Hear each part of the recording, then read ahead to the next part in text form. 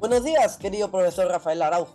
Nosotros, bajo la tutela de nuestros padres, hemos organizado este proyecto para dar a exponer nuestro tema, el cual es los textos humanísticos. Pero antes de entender qué es un texto humanístico, debemos hablar acerca del humanismo. ¿Qué es el humanismo? El humanismo es un pensamiento filosófico antropocentrista, o en otras palabras, que tiene como objeto de estudio todo lo relacionado con el ser humano. Esto se puede ver por manifestaciones artísticas, musicales o cuestiones filosóficas. Para continuar con la idea, le doy pase a mi compañero Diego Tello. Ahora que mi compañero les ha podido dar una introducción al tema, les puedo explicar qué es un texto humanístico. Un texto humanístico se centra en temas relacionados con la naturaleza y el espíritu del ser humano, pudiendo abarcar una gran mayoría de temas interesantes, desde arte hasta la interpretación del universo. En general, se enfoca en temas más abstractos, haciendo un contraste con los textos científicos. Ahora le doy pase a mi compañero Calderón. Muchas gracias. Ahora les describiré de una manera más específica qué rasgos le distinguen del texto científico.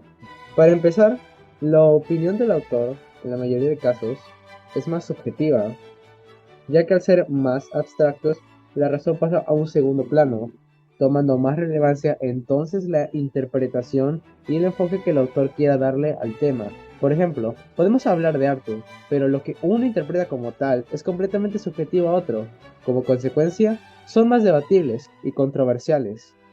Otra característica es que son más especulativos, ya que la opinión del autor, al no ser objetiva, puede ser errónea o afirmativa, por lo que se debe tomar con cierto criterio lo que se lee. Ahora le voy a dar pase a mi amiga Yeselin. Ok, um, ahora vamos a clasificar las variedades de textos humanísticos que existen. En base a su finalidad, estos pueden ser por especulación, la cual su finalidad es invitar al lector a reflexionar acerca del tema que el autor discute a lo largo del texto. Al ser puramente subjetivos, estos van más enfocados en la filosofía y la lógica. Doctrinal, estos divulgan información referente a algún tipo de arte o interpretación, como la literatura renacentista o el estilo barroco. Le doy pase a mi compañero Axel. Muchísimas gracias. Ahora yo me voy a encargar de explicarles la estructura de los textos humanísticos. Para analizar de manera correcta un texto humanístico, hay que reconocer primero su estructura. El inicio explica de manera corta pero concisa la tesis del autor y cómo se irá desarrollando a lo largo del texto. El nudo irá desenlazando el tema central y aportará ideas que complementarán la tesis del autor y su intención. El desenlace generalmente será un parafraseo de la tesis establecida del inicio, aunque también podría ser una conclusión con nuevas ideas establecidas, dependiendo de la inferencia o deducción. Ahora les voy a acompañar con mi compañero Chapi. Muchas gracias, Axel. Ahora hablaré sobre la finalidad y el uso de los textos humanísticos. La finalidad de los textos humanísticos es hacer que el lector entrene su capacidad de pensar e interpretar, ya que en más de una ocasión debemos inferir o deducir la idea del autor. En general, por su naturaleza subjetiva, las respuestas pueden ser más parecidas de lo que en realidad son. Es importante leer un texto humanístico de vez en cuando para culturizarnos y fortalecer nuestro cerebro. Ahora le daré pase a mi compañero Romero. Resolución de un texto. Antes de comenzar el examen del aspecto psicológico del egoísmo y del amor, asimismo debemos destacar la falacia lógica que implica la tesis de que el amor a los demás y el amor a uno mismo se excluyen recíprocamente. Si es una virtud amar al prójimo como a uno mismo, debe serlo también, y no un vicio que me ame a mí mismo. Puesto que también yo soy un ser humano, no hay ningún concepto relativo al hombre en que yo no esté incluido una doctrina que, que proclame tal exclusión resultaría ser intrínsecamente contradictoria. La idea expresada en el precepto bíblico ama a tu prójimo como a ti mismo implica que el respeto por la propia integridad y unicidad, el amor y la comprensión del propio sí mismo no pueden separarse del respeto.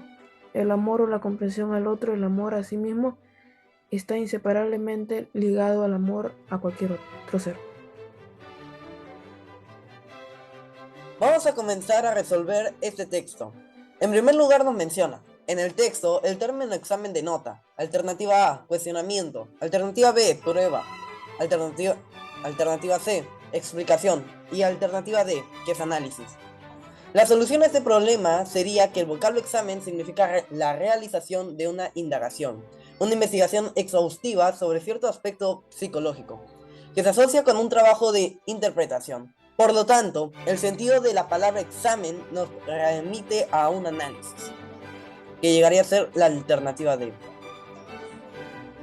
En la segunda pregunta tenemos, la tesis central del texto es que el amor a sí mismo es condición necesaria para, alternativa A, amar al prójimo, alternativa B, tener estabilidad, alternativa C, evitar las falacias, alternativa D, buscar una virtud divina. La solución a este problema, o a estas preguntas, sería, de acuerdo con el texto, el amor a los demás y el amor a sí mismo están estrictamente relacionados, o sea, no se oponen. Por lo tanto, cuando se habla de amar al prójimo, estamos también incluidos. Por lo que sería la alternativa A, amar al prójimo. Pasamos a la pregunta número 3. Si alguien sostuviera que el amor a la humanidad impide el amor a la propia persona, caería en una conducta egoísta, B, formularía un principio coherente, C, incurriría en un error conceptual, o D, obedecería el precepto de la Biblia. La solución en este caso es la alternativa C. Sostener que el amor a la humanidad impide a la propia persona constituyente un error conceptual, porque no se puede concebir que cuanto se ama a la humanidad se restringe el amor a sí mismo, ya que formamos parte de ella. Y la cuarta pregunta, ¿cuál de los siguientes enunciados resume mejor el texto? En mi humilde opinión sería el amor a sí mismo implica amar a los demás, ya que es básicamente la síntesis y la idea principal del texto. Todas las reflexiones del autor giran en torno a que no puede haber un divorcio entre amarse a sí mismo y amar al prójimo, ya que de alguna forma están relacionadas, por lo que la alternativa que mejor sería la C.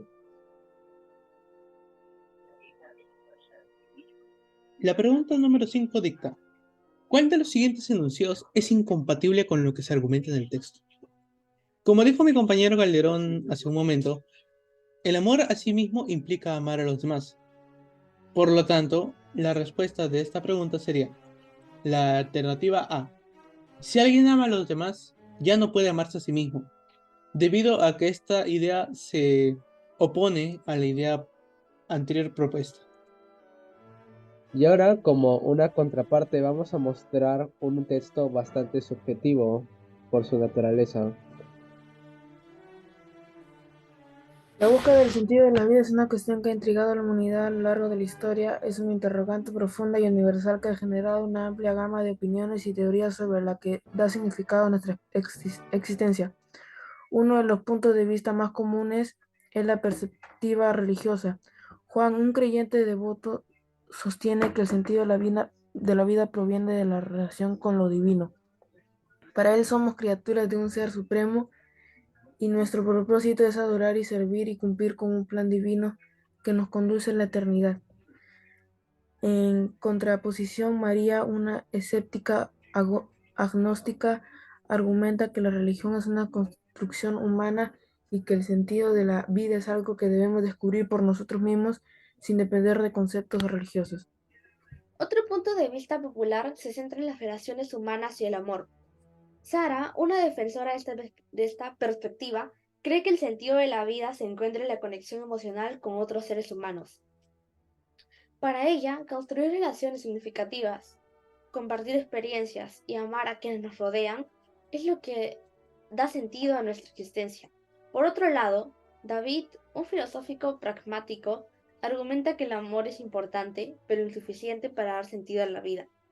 Cree que el conocimiento y el crecimiento personal son cruciales para una vida significativa. En la filosofía existencialista se afirma que la vida no tiene propósito intrínseco y que somos libres para darle sentido a través de nuestras elecciones y acciones. El sentido de la vida según esta perspectiva, es una creación individual basada en la libertad y la responsabilidad.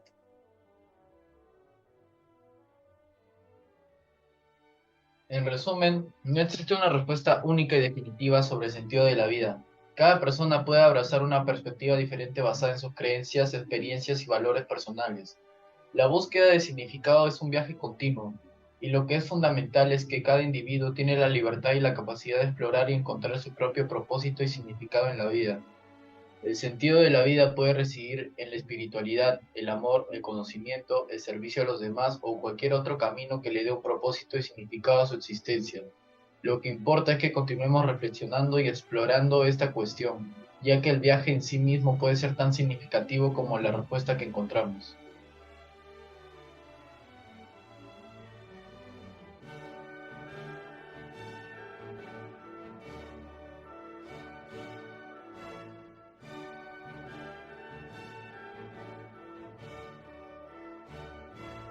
Buenas tardes, profesor. Hoy día nos encontramos en el hermoso paisaje de Megaplaza para poder preguntarnos lo que son los textos humanísticos, ya que no sabemos lo que significa porque es una pregunta muy subjetiva.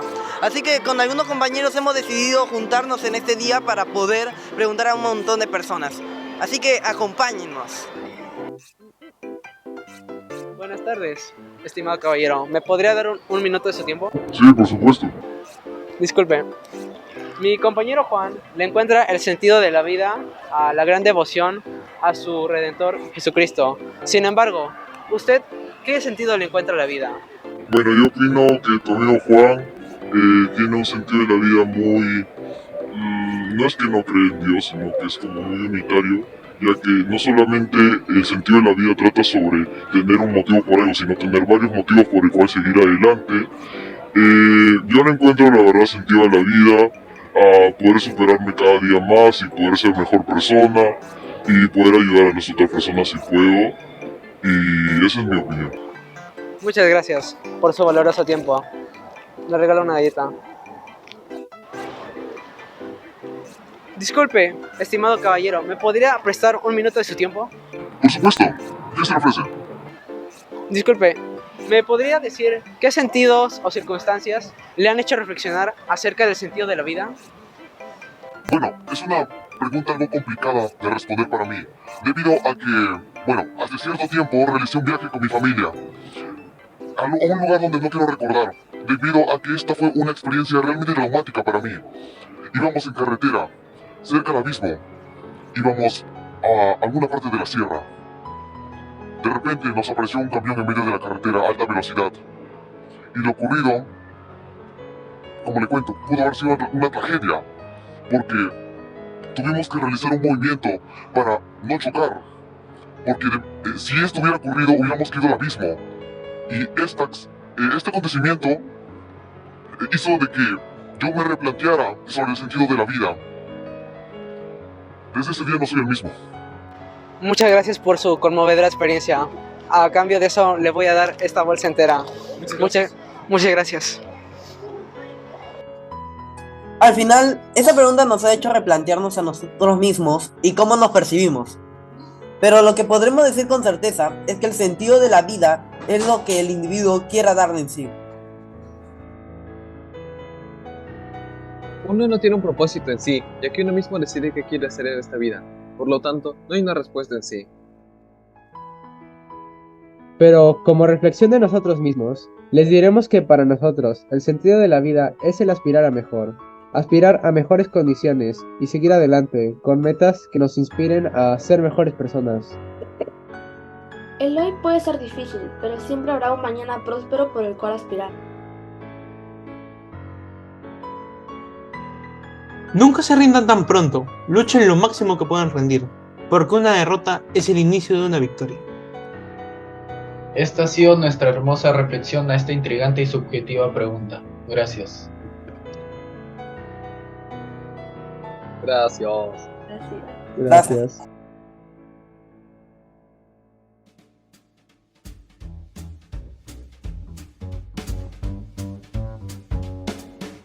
Que muchos demoran sus neuronas en hacer sinapsis. O literalmente, yo termino, se demora como 15 segundos en que diga. Termina Diego segundo Calderón, así. Que entonces Pero vamos se a grabar, corta, pero pues. 2, 3.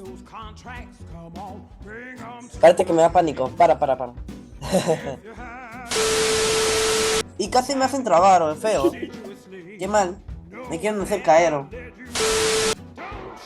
Ya que una característica de los textos humanísticos es la subjetividad, vinimos aquí con nuestros compañeros a Megaplaza para entrevistar gente y ver su opinión respecto al tema. Acompáñennos. No sé. Así que vamos a preguntar. Buenas tardes, caballero.